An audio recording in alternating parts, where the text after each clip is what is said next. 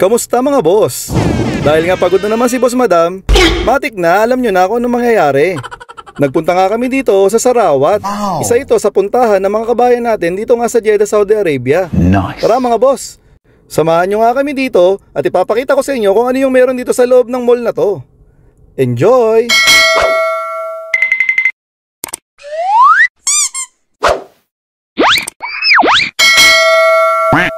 May tinatamad na magluto, kaya nagyaya dito. Ayan. Si Boss Madam tinatamad magluto. Ito nga yung dahilan mga boss kung bakit kami nagpunta dito sa Sarawat. Kasi ito nga yung gustong kainin ni Boss Madam. So ayan, kailangan natin pagbigyan lagi yan, lalo na pagpagod yan si Boss Madam natin. What? Ang sabi nga ng karamihan, happy wife is happy life. Siyempre, naka-order na nga si Boss Madam natin. Ang lagi ko lang namang in-order dito, yung 2-piece chicken. Si Boss Madam dahil gutom na yan, may kasama yung spaghetti, sigurado yan. Ayan, extra na muna nga si kabayan dito sa vlog natin. Sa tapat nga nitong Jollibee, dito nga makikita yung sikat na Sarawat Superstores. Ito yung laging pinupunta ng mga kabayan natin pag nag-grocery kasi maraming ditong Filipino food. Dito naman sa tabi ng Jollibee, ayan, kitang-kita nyo naman yung bench. Okay. Ito nga yung isang magandang spot dito nga sa lumang mall na to. Ayan, may mga isda tsaka may mga pagong dyan mga boss. Marami nagpapapicture na kabayan dyan. Nice. Siyempre nga si Boss Madam natin, bitin sa Jollibee yan. Kaya kailangan niyang bumili ng mani. Ayan mga boss oh.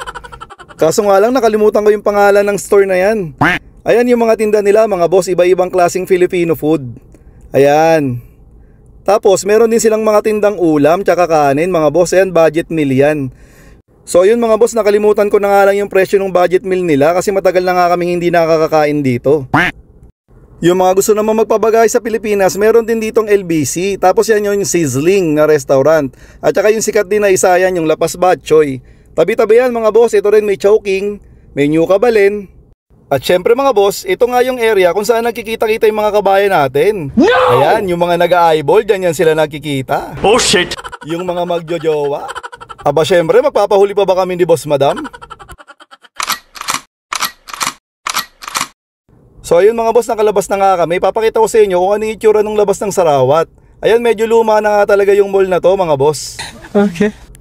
Syempre, yung Jollibee nga, tinaikot na nga lang namin yun. Ayan, nandito na kami sa bahay. Kakain na! Bye-bye!